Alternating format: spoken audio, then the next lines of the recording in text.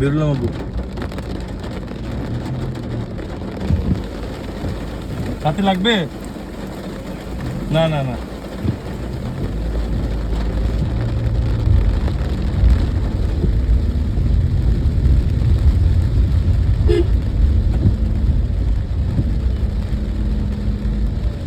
تبارك الذي بيده الملك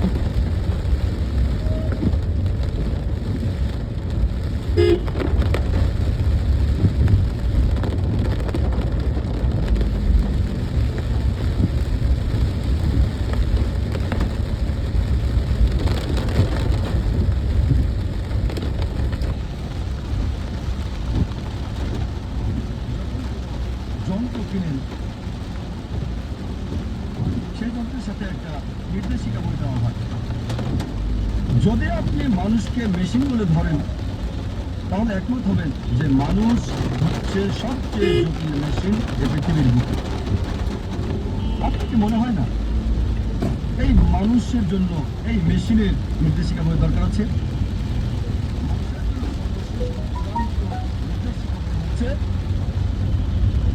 পবিত্র কোরআন। পবিত্র কোরআন আল্লাহ সুবহানাহু ওয়া তাআলার সর্বশেষ এবং চূড়ান্ত নির্দেশ, যা সর্বশেষ ও চূড়ান্ত নবী মুহাম্মদ সাল্লাল্লাহু আলাইহি ওয়াসাল্লামকে দেওয়া হয়েছে। সর্বশেষ ও চূড়ান্ত নির্দেশিকা মানব জাতির জন্য। কোনটা করবে আর করবে না, কিভাবে একজন মানুষ জীবনযাপন করবে, তা দেওয়া আছে এই নির্দেশিকা বই পবিত্র কোরআনে। অনেকে আমাকে প্রশ্ন করে, কেন সর্বশক্তিমান আল্লাহ ইবাদত চান আমাদের? আমাদের ইবাদত কি তার প্রয়োজন? কেন আমরা তার প্রশংসা করি? আল্লাহ আকবার, আল্লাহ মহান, সর্বশক্তিমান আল্লাহকে প্রশংসার প্রয়োজন? আল্লাহ উত্তর দিচ্ছে পবিত্র কোরআনে, সূরা ফাতির অধ্যায় 35 আয়াত 15। হে মানুষ, তোমরাই আল্লাহর মুখাপেক্ষী, আর আল্লাহ সকল অভাব মুক্ত, সকল প্রশংসা তার। কোরআন বলছে সূরা ফাতিরের অধ্যায় 35 আয়াত 15, হে মানুষ, তোমরাই আল্লাহর সাহায্য প্রার্থী, আল্লাহ সকল অভাব মুক্ত, প্রশংসা কেবল তারই।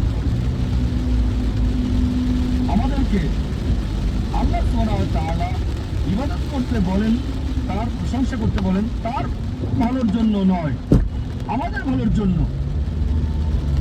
যখন আল্লাহু আকবার বলি, এটা আল্লাহকে মহান করে না। আল্লাহ এমনিতেই অতি মহান। আপনি আল্লাহু আকবার বলেন আর না বলেন, তারপরও আল্লাহ অতি মহান থাকবেন। এটা আল্লাহ সুবহানাহু ওয়া তাআলার কিছু যায় আসে না। তবে আল্লাহ সুবহানাহু ওয়া তাআলা চান আমরা তার প্রশংসা করি, কারণ তিনি আমাদের মানসিকতা বোঝেন। আমরা মানুষরা যখন কারো প্রশংসা করি, যখন মহান বা বিখ্যাত কাউকে চিনি, আমরা সাধারণত তার কথায় মেনে চলি। যেমন ধরেন, আপনার মার হার্ট অ্যাটাক হয়েছে, আপনার কাছে একটা অপশন, একজন সাধারণ মানুষ হিসেবে আপনাকে উপদেশ দিচ্ছে, আপনি কি তার উপদেশ মানবেন নাকি পৃথিবীর সবচেয়ে বড় হার্ট স্পেশালিস্টের উপদেশ আপনি মানবেন? সেই লোকটি আপনাকে দুই উপদেশ দিচ্ছে, আপনি কার উপদেশ নেবেন? হার্ট অ্যাটাক হয়েছে আপনার মায়ের জন্য, পৃথিবীর বিখ্যাত হার্ট স্পেশালিস্টের উপদেশ নাকি সাধারণ লোকের? এটা স্বাভাবিক, কারণ জানেন হার্ট স্পেশালিস্ট বিখ্যাত, লোকজন তার প্রশংসা করে, আপনি তার উপদেশই মানতে চাইবেন। একইভাবে আল্লাহ সুবহানাহু ওয়া তাআলা আমাদের প্রশংসা চান। তিনি মহান, আল্লাহ অতি মহান, আল্লাহ সবকিছু জানেন, আল্লাহ মহাজ্ঞানী। তাই যখন আমরা বলি যে তিনি হচ্ছেন মহাজ্ঞানী, আর যখন তিনি আমাদেরকে উপদেশ দেন, আমরা অনুসরণ করতে চাই। যদি না মানেন তিনি মহাজ্ঞানী, মহাপ্রজ্ঞাশীল, তাহলে তার উপদেশ দেওয়ার সম্ভাবনা কম। আল্লাহ সুবহানাহু ওয়া তাআলা আমাদের ইবাদত চান, প্রশংসা চান, তার উপকারের জন্য নয়, এটা আমাদের উপকারের জন্য। আল্লাহ বলেন সূরা ফাতির অধ্যায় 35 আয়াত 15, হে মানুষ, তোমাদেরই আল্লাহর সাহায্য দরকার, আর আল্লাহ কারো মুখাপেক্ষী নন, সকল প্রশংসা তারই। আরেকটা উদাহরণ দিচ্ছি। ধরো কোন এক দম্পতি বিয়ে হয়েছে কয়েক বছর আগে, তাদের কোনো সন্তান নেই। সাধারণত অধিকাংশ এরকম দম্পতি দুঃখে থাকে। আবার আরেকটা দম্পতি আছে, আর তাদের একটা সন্তান আছে, আদর স্নেহ দিয়ে লালন পালন করছে। যখন সন্তানটি 15 বা 16 বছরের হলো তখন সে মারা গেল। স্বাভাবিকভাবেই তারা খুব দুঃখ পাবে। প্রথম দম্পতি যাদের সন্তান নেই তারা দুঃখে থাকে, তবে দ্বিতীয় দম্পতি মানে যাদের সন্তান আছে, লালন পালন করার পর টিনেজ হওয়ার পর বাচ্চাটি মারা গেল, তারা আরো বেশি দুঃখ পাবে। এখন তৃতীয় প্রকারের পিতামাতা রয়েছে, যাদের সন্তান আছে, তাকে ভালোবাসা স্নেহ দিয়ে লালন করছে, তার দেখাশোনা করছে, তবে যখন বড় হলো, প্রাপ্তবয়স্ক হলো, তখন পিতামাতার সাথে কথা বলে না, তাদের দেখাশোনা করে না। এমন সন্তানকে আপনি তখন কি বলবেন? অবশ্যই আপনি তাকে বলবেন অমানবিক, অগ্রাহ্য বলবেন, অকৃতজ্ঞ বলবেন। সবাই এটা মানবেন যে যদি আপনার পিতামাতা স্নেহ ভালোবাসা দিয়ে আপনাকে লালন পালন করে, দেখাশোনা করে, সবকিছু আপনাকে দেয়, বড় হলেন, প্রাপ্তবয়স্ক হলেন, তখন আর কথা বলেন না, খোঁজ খবর নেন না, এমনকি দেখা করেন না, অবশ্যই এমন সন্তানকে বলবেন অবিবেচক, অকৃতজ্ঞ, এরা নিষ্ঠুর। এটা যদি মানেন তাহলে চিন্তা করেন ওই সকল মানুষকে কি বলবেন যারা স্রষ্টার প্রতি অকৃতজ্ঞ। আমাদের স্রষ্টা আল্লাহ সুবহানাহু ওয়া তাআলা, সর্বশক্তিমান আল্লাহ শুধু আমাদেরকে সৃষ্টি করেননি, আমাদের পিতামাতাকেও তিনি সৃষ্টি করেছেন। আপনার কি মনে হয় না ধন্যবাদ দেওয়া উচিত আল্লাহ সুবহানাহু ওয়া তাআলাকে? তার অনুগত হওয়া উচিত কিনা? আমাদের মধ্যে কতজন আল্লাহর প্রতি কৃতজ্ঞতা প্রকাশ করে তার অনুগ্রহের জন্য, তার দয়ার জন্য, যা আমাদের উপর তিনি করেছেন? কয়জন আমাদের মধ্যে? সর্বশক্তিমান স্রষ্টা আল্লাহ সুবহানাহু ওয়া তাআলা আমাদের জীবন দিয়েছেন, এই পৃথিবীর কল্যাণ দিয়েছেন, খাদ্য, বস্ত্র, আশ্রয় দিয়েছেন। চিন্তা করতে পারেন যদি কয়েক দিনের জন্য পানি না পান, স্বাভাবিকভাবে মারা যাবেন। কয়জন আমরা আমাদের স্রষ্টাকে কৃতজ্ঞতা জানিয়েছি আল্লাহ সুবহানাহু ওয়া তাআলার প্রতি, যিনি আমাদের এই পানি দিয়েছেন? কখনো কি চিন্তা করেছেন যে বাতাস আমরা নিঃশ্বাস নিই, যদি কয়েক মিনিটের জন্য বাতাস না পাই কি অবস্থা হবে? অবশ্যই মারা যাব। কয়জন আমরা স্রষ্টাকে ধন্যবাদ দিয়েছি আল্লাহ সুবহানাহু ওয়া তাআলাকে এই বাতাসের জন্য?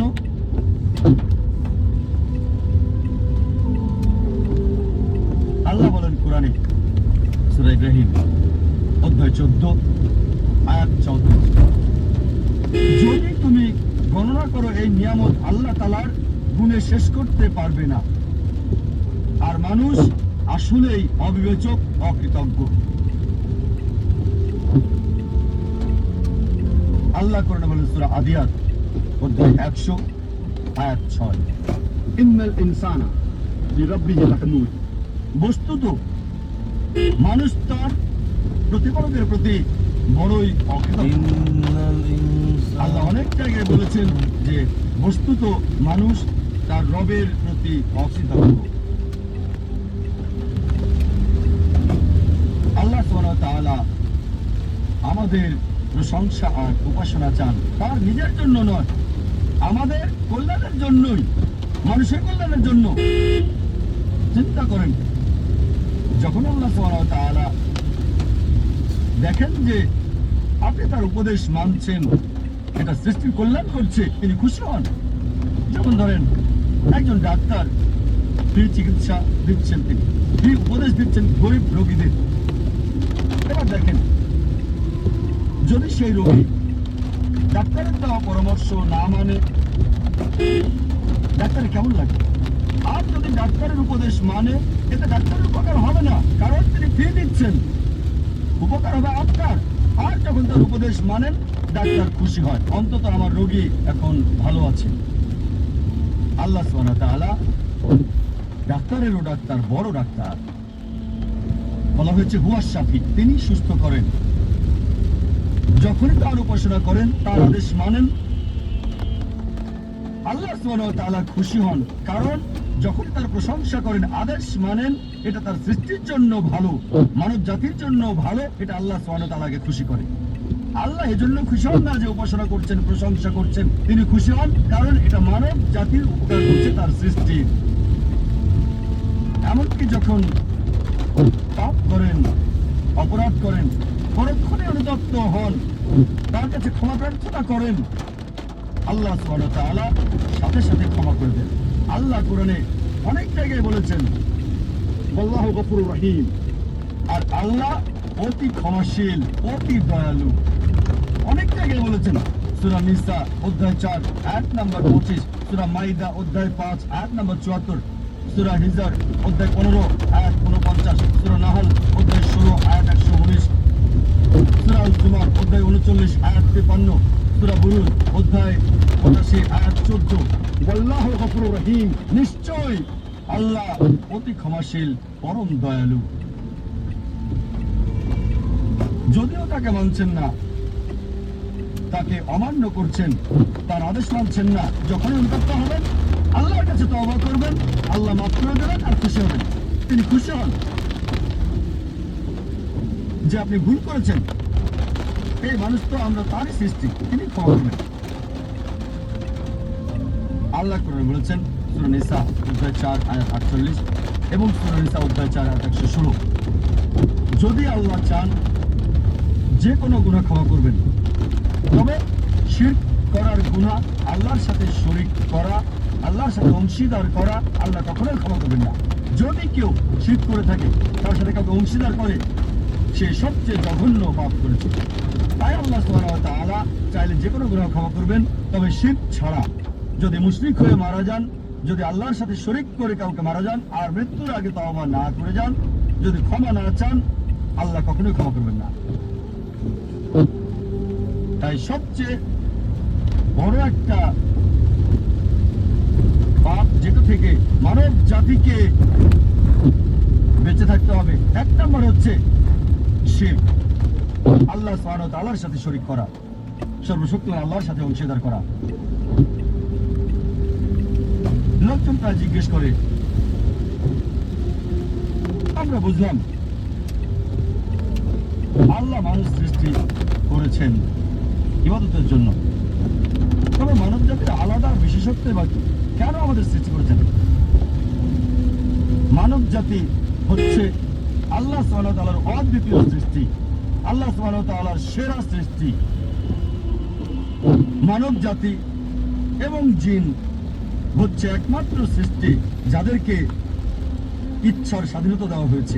আল্লাহ সুবহানাহু ওয়া তাআলার সকল সৃষ্টি তাদের ইচ্ছাকে সমর্পণ করেছে সর্বশক্তিমান আল্লাহর কাছে। আল্লাহ সুবহানাহু ওয়া তাআলার কাছে তাদের ইচ্ছা স্বাধীনতা নেই, তারা আল্লাহকে 100% মানে, তাদের কোনো পছন্দ নেই। তবে মানব জাতি আর জিনের সুযোগ রয়েছে মানা অথবা না মানার আল্লাহ সুবহানাহু ওয়া তাআলাকে। আল্লাহ কোরআনে বলেছেন সূরা 3 অধ্যায় 95 আয়াত 4, নিশ্চয়ই আমি মানুষকে সৃষ্টি করেছি উত্তম আকৃতি দিয়ে, লাকাদ খালাকনাল ইনসানা ফি আহসানি তাকওয়িম, নিশ্চয়ই মানুষকে অতি উত্তম গঠনে সৃষ্টি করেছি। মানব জাতি আল্লাহ সুবহানাহু ওয়া তাআলার সেরা সৃষ্টি, উত্তম আকৃতিতে সৃষ্টি করা ছাড়াও আমরা একক, আমাদের সুযোগ আছে মানা এবং না মানার আল্লাহ সুবহানাহু ওয়া তাআলাকে। ইচ্ছার স্বাধীনতা দেওয়ার পর যদি আপনি আল্লাহ সুবহানাহু ওয়া তাআলার নির্দেশ মানেন, আপনি ফেরেশতাদের চেয়েও উত্তম।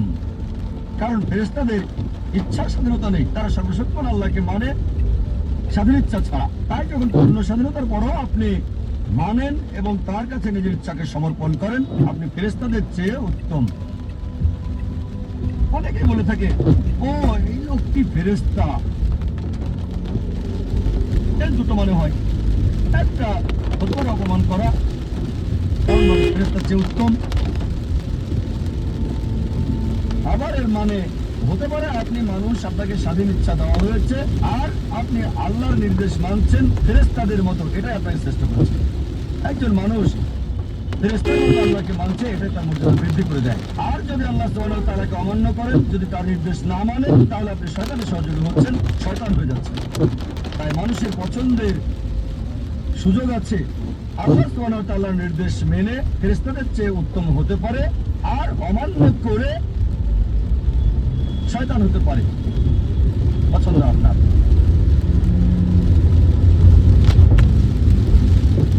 যখন আমরা ভালো করে দেখি কেন আল্লাহ সুবহানাহু ওয়া তাআলা